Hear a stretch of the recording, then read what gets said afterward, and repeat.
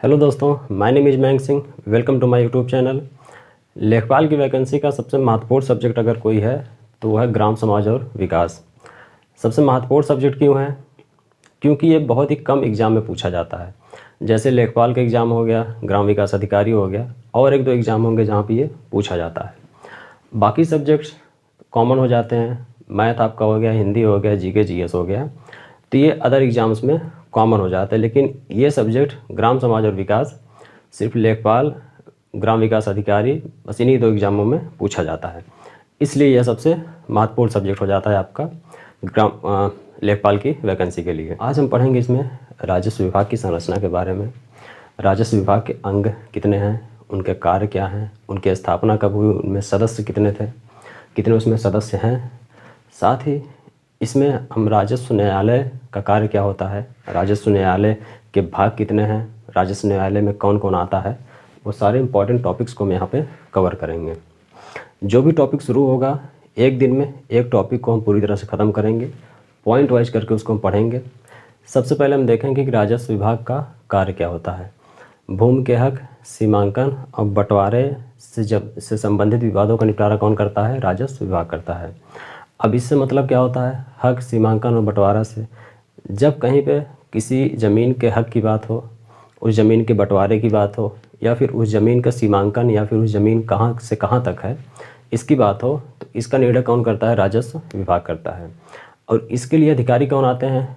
लेखपाल, नायब तहसीलदार, तहसीलदार, ये इनके मुख्य अधिकारी होते हैं। आपकी ज़मीन का नापना, बंटवारा करना, ये सब अंग किसके हैं? राजस्व विभाग के।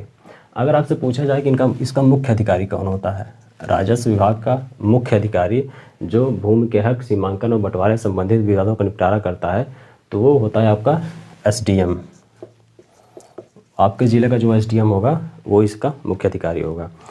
राजस्व विभाग के 5 अंग होते हैं। पहला होता है राजस्व परिषद, चकबंदी आयुक्त, राहत आयुक्त, निदेशक भूमि अध्यक्ष उत्तर प्रदेश, प्रमुख संपादन जिला गजेटियर। ये राजस्व विभाग के 5 अंग हैं। लेकिन हमारे एग्जाम के लिए इम्पोर्टेंट है सिर्फ ये 2 अंग, ये 2, राजस्व परिषद और चकबंदी आयुक्त। आज हम राजस्व परिषद के बारे में बहुत डिटेल से पढ़ेंगे, पॉइंट वाइज। इसकी स्थापना कब हुई, इसकी स्थापना किसके समय काल में हुई।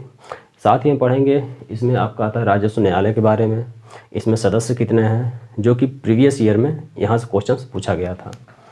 अगर बात हो कि राजस्व परिषद की स्थापना कब हुई थी, तो 1831 में। राजस्व परिषद की स्थापना 1831 में कहाँ हुई थी? इलाहाबाद में। राजस्व परिषद की स्थापना 1831 में हुआ था, इलाहाबाद में। अगर ये पूछा जाए कि इसकी स्थापना किसने की, तो इसकी स्थापना किसने की थी? ईस्ट इंडिया कंपनी ने। ईस्ट इंडिया कंपनी ने राजस्व परिषद की स्थापना की थी। ये आपसे प्रीवियस ईयर में पूछा गया है। ये आपका इंपॉर्टेंट पॉइंट बनता है, प्रीवियस ईयर में आपसे पूछा गया स्थापना कहाँ हुआ था, किसने किया था। 1831 में आपको पता है कि भारत में शासन किसका था? ईस्ट इंडिया कंपनी का। तो इसकी स्थापना कौन करेगा? ईस्ट इंडिया कंपनी ने। 1857 में जब 1857 के विद्रोह के बाद भारत में क्वीन ब्रिटिश क्राउन का शासन हो गया था, तो वो तो हिस्ट्री का पार्ट हो जाता है। लेकिन राजस्व विभाग के बारे में पूछा जाए, राजस्व परिषद के बारे में पूछा जाए कि इसकी स्थापना कब हुई थी, 1831 में। कब हुआ था, कहाँ हुआ था? इलाहाबाद में। और किसने किया था? ईस्ट इंडिया कंपनी ने किया था। अब अगला पॉइंट है उत्तर प्रदेश में मालगुजारी संबंधित सबसे बड़ी और महत्वपूर्ण संख्या है। उत्तर प्रदेश में अगर पूछा जाए कि उत्तर प्रदेश में जो मालगुजारी आप ज़मीन पे देते हैं, और मालगुजारी क्या होता है? आपकी ज़मीन के हिसाब से उस पर जो अनाज उगाई जाती है उस पर कर जमा होता है, वो कर होता है आपका मालगुजारी कहा जाता है। तो मालगुजारी संबंधी सबसे बड़ी और महत्वपूर्ण संस्था क्या है? आपका राजस्व परिषद है। अगला पॉइंट, राजस्व परिषद के निर्णय उच्च न्यायालय के निर्णय की तरह सभी राजस्व न्यायालय पर बाध्यकारी होंगे। जैसे उच्च न्यायालय जब कोई निर्णय सुनाता है, तो उच्च न्यायालय, हाई कोर्ट जब कोई निर्णय सुनाता है, तो उसके जो सब कोर्ट हैं, जैसे डिस्ट्रिक्ट कोर्ट हो गया, तो उसने जो कोर्ट ने फैसला सुना दिया हाई कोर्ट ने, तो वो ये मानने के लिए बाध्यकारी हैं।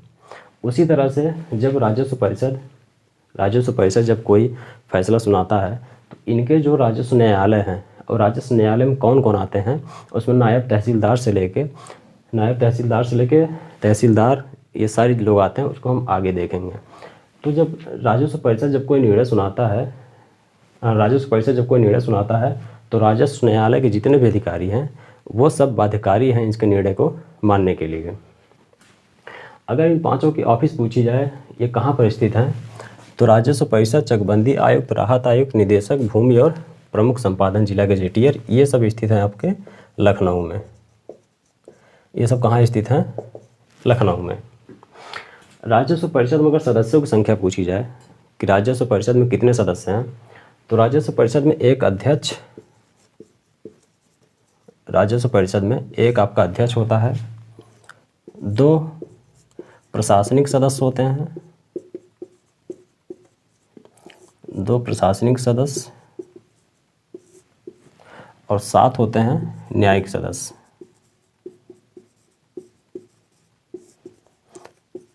7 न्यायिक सदस्य इम्पॉर्टेंट है, अध्यक्ष और प्रशासनिक सदस्य।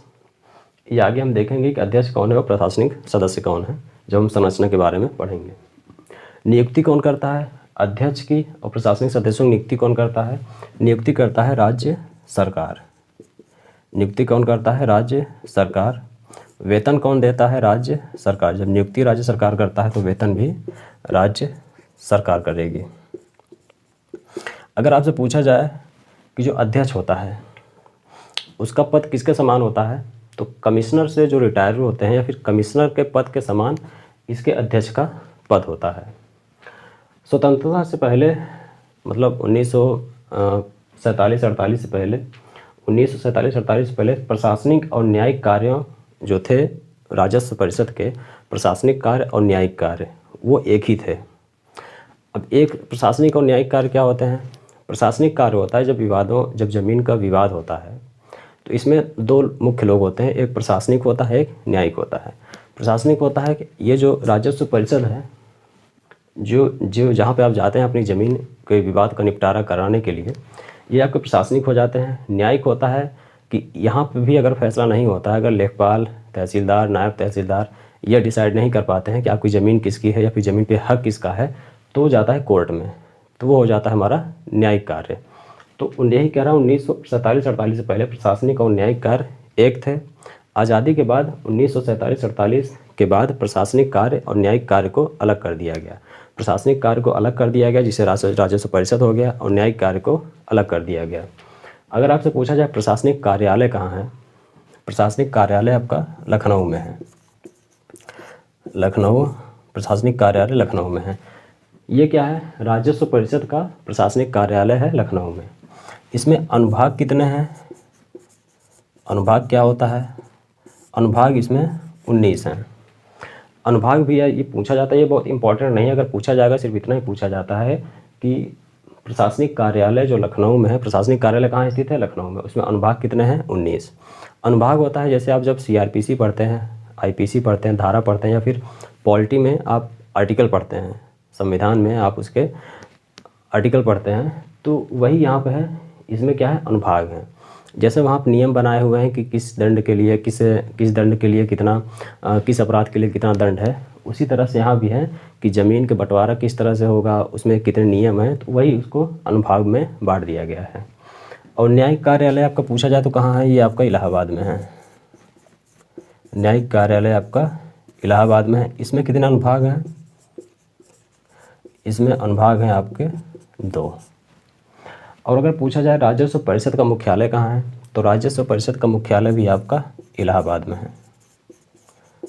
राजस्व परिषद का मुख्यालय इलाहाबाद में है।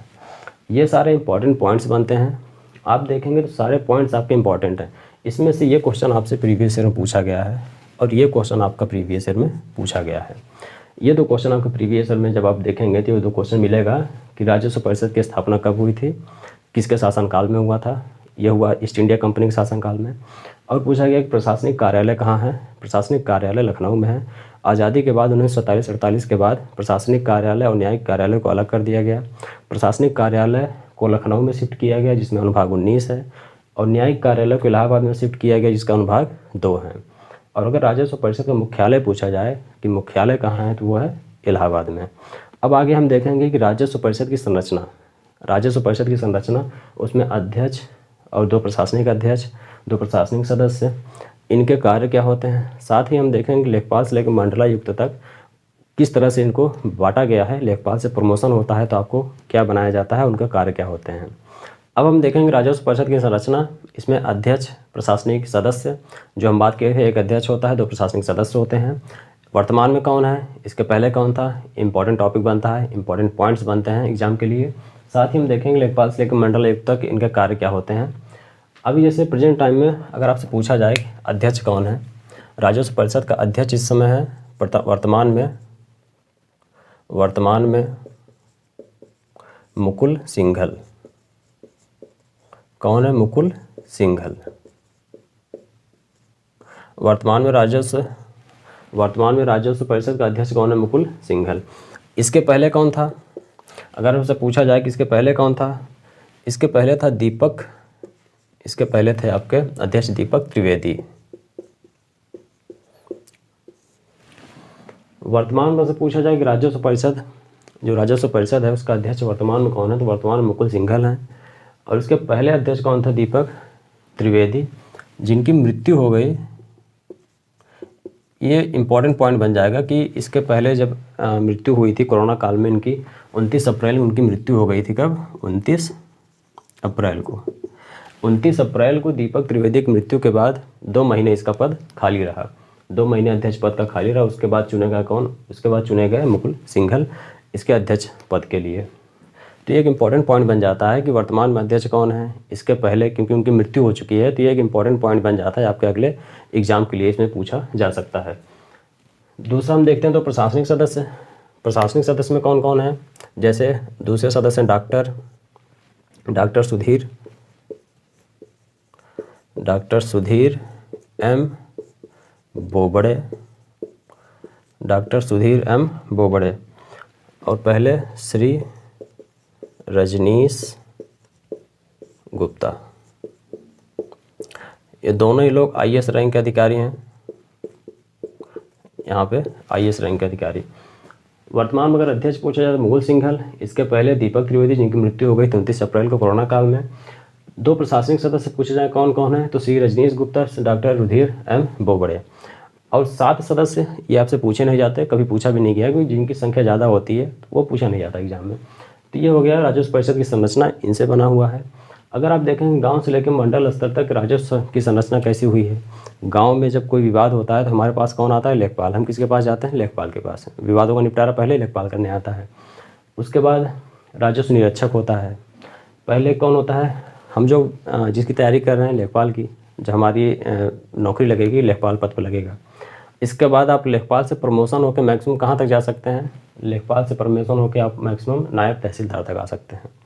लेखपाल से प्रमोशन आप लेके नायब तहसीलदार तक आ सकते हैं। तहसीलदार से यहाँ से लेके मंडलायुक्त तक, तहसीलदार से आपका क्या हो जाता है, यहाँ से PCS से सिलेक्शन होने लगता है। जो UP PCS का एग्ज़ाम होता है, उनका जो एग्ज़ाम क्वालिफाई करता है वो तहसीलदार बनता है। अगर आप लेखपाल पे भर्ती लेते हैं तो लेखपाल से मैक्सिमम आप आ सकते हैं कहाँ तक, नायब तहसीलदार तक। तो हम देखेंगे इनके संरचना के बारे में। सबसे पहले होता है लेखपाल, उसके बाद होता है राजस्व निरीक्षक, फिर उसके बाद होता है, उससे बड़ा होता है नायब तहसीलदार, फिर उससे बड़ा होता है तहसीलदार, फिर उप जिलाधिकारी, उसके बाद अपर जिलाधिकारी, उससे बड़ा होता है आपका जिलाधिकारी, फिर अपर मंडलायुक्त, फिर मंडलायुक्त। ये लेखपाल से लेकर मंडलायुक्त तक इतने अधिकारी होते हैं। इसमें सबसे इम्पोर्टेंट हमारा होता है तहसीलदार। तहसीलदार कौन होता है, जो तहसील होता है आपका, जो आपका तहसील होगा या फिर जो तालुका होगा, तालुका को भी आप तहसील ही कहते हैं, गांव में आम बोलचाल की भाषा में तालुका भी कहा जाता है। तो जो आपकी तहसील होगा या फिर जो तालुका होगा, उसका मुख्य अधिकारी कौन होगा, तहसीलदार। मुख्य अधिकारी कौन होगा, तहसीलदार। तहसीलदार कौन होता है, जो आपका तहसील होगा या फिर तालुका होगा। गांव में आम बोलचाल में आप इसको तालुका भी कहा जाता है। तो तहसील और तालुका का जो मुख्य होता है वो तहसीलदार होता है। तहसील कैसे बनता है, कई गांवों से मिलके, कई गांवों को मिला के क्या बनाया जाता है, तहसील। तहसील में आपके छोटे बड़े गांव से लेके, जैसे छोटे गांव होंगे तो 10 से 12, बड़े गांव होंगे तो फिर उससे कम या फिर उससे ज़्यादा, तो कई गांवों को मिला के आपका क्या बनता है, तहसील। और एक तहसील में वो डीएम के ऊपर निर्भर होता है, जिलाधिकारी के ऊपर निर्भर होता है, या फिर गांव के संरचना के ऊपर, छोटा गांव है बड़ा गांव है, उस हिसाब से एक तहसील में लेखपाल की नियुक्ति होती है। तो तहसील, अगर ये पूछा है तहसीलदार शब्द कहाँ से आया, तहसीलदार की शुरुआत सबसे पहले किसने की, तो ये कहाँ से आया, ये अरबी भाषा का शब्द है। तहसीलदार ये आपका मुग़ल काल से तहसीलदारी सिस्टम शुरू हुई। मुग़ल काल से तहसीलदार कार्य कर रहे हैं, इनका जो नाम है ये मुग़ल काल से ही चला आ रहा है। और ये अगर पूछा जाए तहसीलदार शब्द क्या है, तो हिंदी नहीं है, तहसीलदार याद रखिएगा ये अरबी भाषा का शब्द है। तहसीलदार अरबी भाषा का शब्द है। तहसीलदार क्या है, अरबी भाषा का शब्द है। तो लेखपाल से मैक्सिमम प्रमोशन लेके आप कहाँ तक आ सकते हैं, नायब तहसीलदार। तहसीलदार से आपका पीसीए से सिलेक्शन होने लगता है। तहसीलदार किसको कहते हैं, तहसील आपका जो होगा तालुका होगा उसका मुख्य अधिकारी होगा। मुख्य अधिकारी कौन होगा, तहसीलदार होगा। तहसील किससे मिलकर बनती है, कई गाँवों से मिलके, कई गाँवों को मिला के तहसील बनता है। और तहसीलदार, ये तहसीलदार जो सिस्टम है, ये तहसीलदारी तो चली आ रही, कब से चली आ रही है, मुग़ल काल से। मुग़ल काल से ही तहसीलदारी सिस्टम चली आ रही है। और अगर पूछा जाए तहसीलदार शब्द कौन सा, हिंदी है, अरबी है, उर्दू है, तो ये क्या है, अरबी भाषा का शब्द है हमारा तहसीलदार। अब हमने देखा था कि राजस्व न्यायालय क्या होता है। हम देखते हैं राजस्व न्यायालय वर्तमान में यूपी में, उत्तर प्रदेश में कितने राजस्व न्यायालय हैं, 2694। वर्तमान में कितने न्यायालय हैं, 2694। उत्तर प्रदेश में वर्तमान में कितने न्यायालय हैं, 2694। इसमें क्या है, नायब तहसीलदार से लेके राजस्व परिषद तक के न्यायालय सम्मिलित हैं। जैसे हमने यहाँ देखा, नायब तहसीलदार का जो ऑफिस होगा वो भी एक न्यायालय है, एक छोटा न्यायालय। किसके हिसाब से, राजस्व परिषद के हिसाब से। न्यायालय इस हिसाब से है कि जब आप देखेंगे तहसील दिवस मनाया जाता है, थाना दिवस मनाया जाता है, या फिर जब कोई विवाद होता है तो इनका निपटारा यहाँ भी हो जाता है। इसलिए इसको न्यायालय कहा जाता है। कि जब कोई दो पार्टियों में जब विवाद होता है तो उसका निपटारा कहाँ हो सकता है, नायब तहसीलदार से हो सकता है। अगर इससे बड़ा भी नहीं हो तो तहसीलदार करेगा, फिर अगर नहीं हो तो एसडीएम करेगा। एसडीएम भी अगर उसका निपटारा नहीं कर पाता तो ये चला जाता है न्यायिक के पास, मतलब न्याय में चला जाता है, हाई कोर्ट या फिर सुप्रीम कोर्ट या फिर जो भी होगा आपका न्याय, निचला डिस्ट्रिक्ट कोर्ट, वहाँ पे इसकी सुनवाई होती है। तो वही है कि नायब तहसीलदार से लेकर राजस्व परिषद तक जितने भी न्यायालय हैं, कितने हैं, 2694। अब सबसे निचला अगर पूछा जाए कि सबसे निचला न्यायालय कौन सा है, राजस्व न्यायालय में सबसे निचला न्यायालय कौन सा है, वो आपका नायब तहसीलदार का होता है। सबसे निचला न्यायालय किसका होता है, नायब तहसीलदार का होता है। सबसे निचला न्यायालय नायब तहसीलदार का। आप जानते हैं कि पहले हम जब खसरा खतौनी लेखपाल आता था वही निकालता था, अब इसको कंप्यूटराइज भी कर दिया गया है। कंप्यूटराइज आप मोबाइल में भी निकाल सकते हैं या फिर ऑफिस में किसी भी साइबर कैफ़े पे जाके इसको निकाल सकते हैं। तो एक बार पूछा गया इसका कंप्यूटराइज किसने किया, इसका कंप्यूटराइज एनआईसी ने किया। एनआईसी नेशनल इंफॉर्मेशन सेंटर, इसका कंप्यूटराइज किसने किया, किस संस्था ने किया, नेशनल इंफॉर्मेशन सेंटर ने। आज हमने पढ़ा राजस्व विभाग के बारे में कि राजस्व विभाग का कार्य क्या होता है, उसमें अंग कितने होते हैं, राजस्व परिषद का कार्य क्या होता है, उसमें सदस्य कितने हैं, उसकी स्थापना कब हुई, उनके कार्यालय कहाँ पे हैं, ये चीज़ें हमने देखी। साथ ही हमने देखा गांव से लेकर मंडल स्तर तक की जो संरचना है उन चीज़ों को हमने देखा। साथ ही हमने देखा कि तहसीलदार का कार्य क्या होता है और राजस्व न्यायालय जो होता है इसमें कितने राजस्व न्यायालय, इसमें कौन कौन आता है, ये सारी चीज़ें हमने देख लिया। बहुत इंपॉर्टेंट टॉपिक बनता है। अगली क्लास में हम देखेंगे कि लेखपाल का कार्य क्या होता है, चकबंदी क्या होता है, जमाबंदी क्या होता है। साथ ही हम देखेंगे खसरा खतौनी और सजरा करके होता है, बहुत इंपॉर्टेंट बनता है। ये चीज़ें क्या हैं ये हम देखेंगे अगली क्लास में। अगर वीडियो पसंद आई हो तो सब्सक्राइब करें और शेयर करें अपने दोस्तों के साथ। मिलते हैं अगली क्लास।